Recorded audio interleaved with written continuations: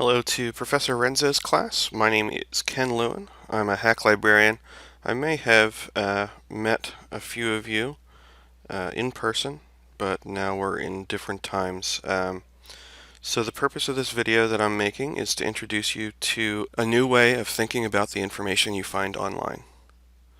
Before the internet, the barriers to reaching a wide number of people with your views was significant. Having to have physical copies meant the number of people exposed to your ideas was limited by the number of copies you could produce, or at least convince others to produce, as in through publishers. And when publishers produced your work on a large scale, you had to follow their rules through editing so they could protect their investment. And part of protecting their investment meant the works that they published needed to be largely truthful, or at least not easily falsifiable. Fast forwarding a few decades, the interconnectedness of the internet provided a way for ideas to be transmitted without physical copies, and so without the safeguards of editing. For a few years after its popularization, nothing that was published to the internet had world-altering consequences. It was a place that you went to and then could leave behind. More people were using it year over year, but you still wouldn't say everyone was using it, or that anyone had to use it. When smartphones and mobile broadband became the norm, though, it stopped being a place to go. It was where you were. Even more than that, social media enticed us to participate in more media consumption and distribution, to the tune of around 350,000 tweets per minute, or around 500 hours of video uploaded to YouTube every minute. We're always consuming, and sometimes producing information, especially as students. And misinformation is out there and can cause real-life consequences. With that in mind, I want to touch very briefly on the elephant in the room that is making this kind of remote learning necessary. With the true information about COVID-19 being updated and seemingly changing from day to day, misinformation is bound to get in. I just urge you to be vigilant and especially critical of information you come across that seems to run counter to the consensus of respected medical organizations because of the serious consequences for being wrong. I also provided some links to specifically combat COVID-19 misinformation. So for this video, I just want all of us to be able to evaluate web sources in the context of your upcoming paper, but also in the context of the information you're coming across online each day.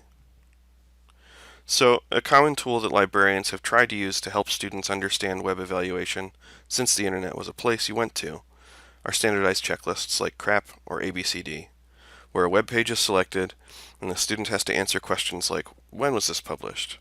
Are there obvious spelling errors? And other things to determine whether this page was suitable for use. The sad fact is that checklists can take a lot of time to find the answers to, which means students are unlikely to use them outside the context of whatever assignment they find them in.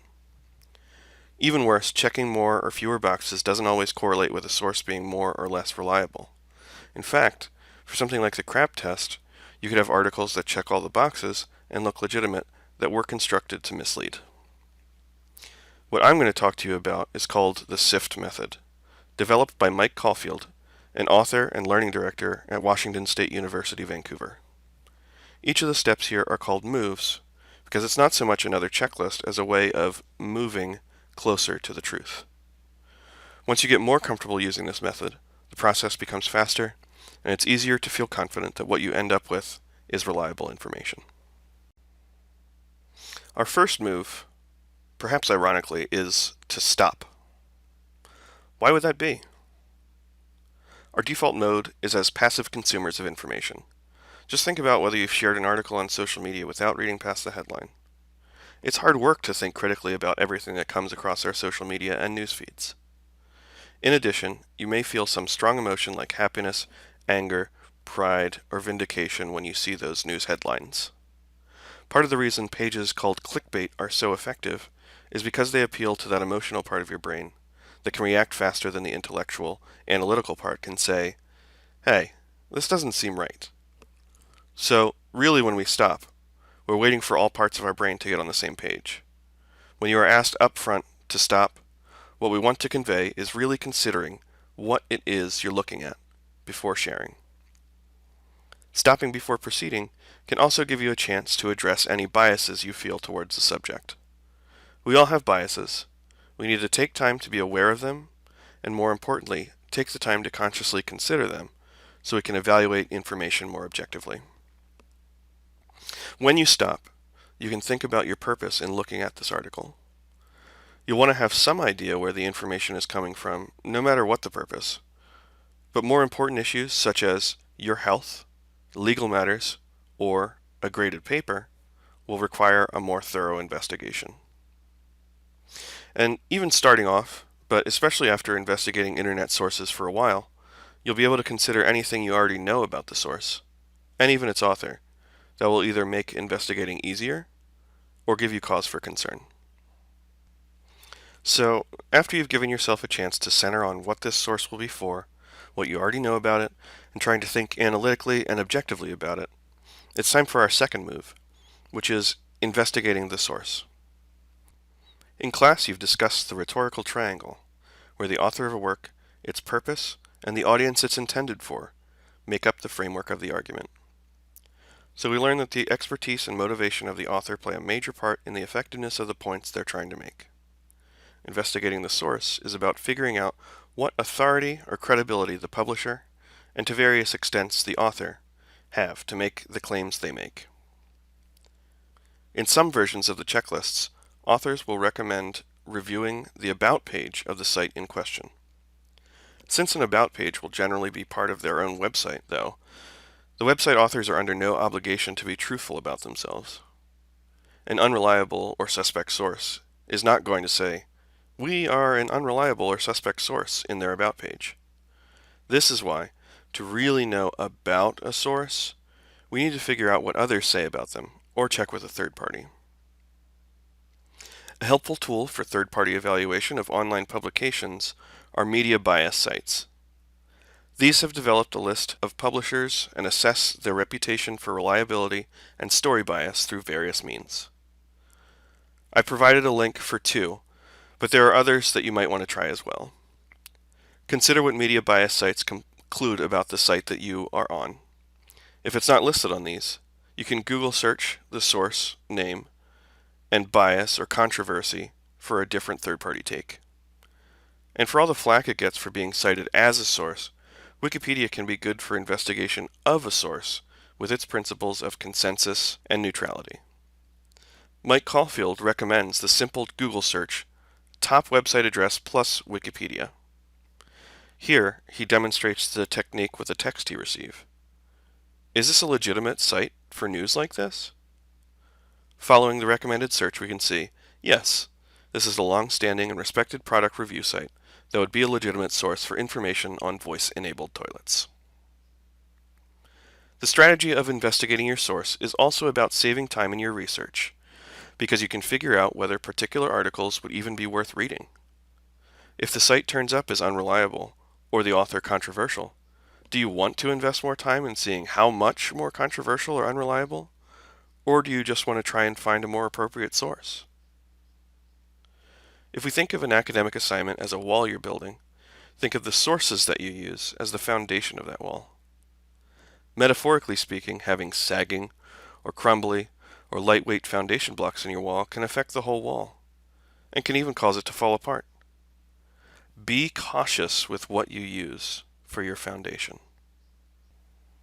Our third move from the SIFT method is find better coverage.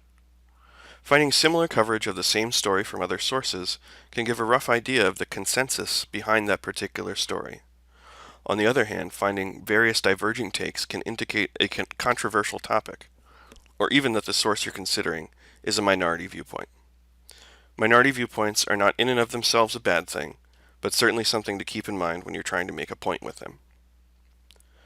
While finding similar coverage of a story can be helpful in your analysis, finding the same story will be less helpful. Stories with the same text on multiple sites may be an indication of syndication, in which a reporting company sells their stories to multiple publishing outlets with the goal of having more robust coverage. In some cases, though, it can indicate the kind of minimal effort that propels clickbait to make a profit.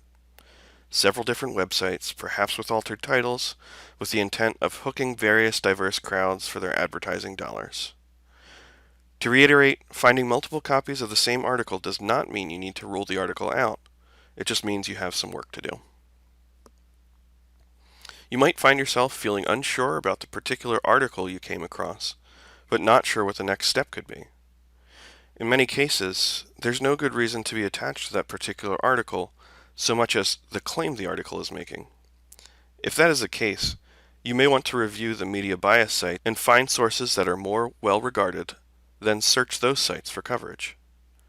This goes back to building a good foundation. Even if they are saying practically the same thing, a trusted, more centered source will beat a heavily biased source all the time. Anyone checking your reference list is bound to be more critical of a claim if it's credited to something like InfoWars versus the Wall Street Journal. It may also be a benefit to try and find sources that go into more depth on the subject. More in-depth suggests more time spent with the subject material, with possibly more details revealed.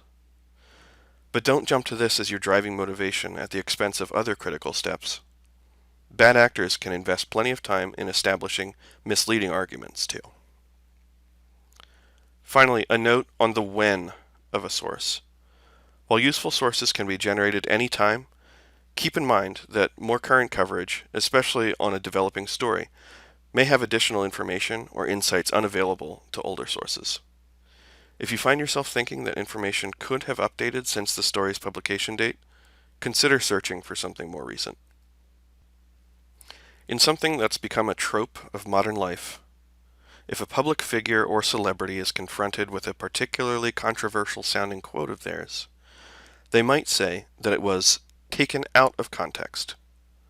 Sometimes that defense is used as a deflection, but in many cases context does matter, and we need to verify what that context is. This is why our fourth move is trace claims, quotes, and media back to the original context. Do a search to try and track down the original source of the claim or quote. Your source may include hints on where to look, like press release or interview with. Once you track it down, if you come away from the original thinking the take your source provides is justified, you can be more confident in using it. If it seems dubious, you may want to reconsider its use. Once you track it down, you might even be able to use the original source as your source material, depending on your need. I'd like to wrap up talking about SIFT by giving you a quote from Mike Caulfield. In some cases, these techniques will show you that claims are outright wrong, or that sources are legitimately bad actors who are trying to deceive you. But even when material is not intentionally deceptive, the moves do something just as important. They reestablish the context that the web so often strips away, allowing for more fruitful engagement with all digital information. I hope this video has been a help to you. I would be remiss if I didn't say that librarians are available and can help you with every step of this process. Just click the Ask Us button on HACC or any other library webpage to start a chat. Thanks for your time, and stay safe.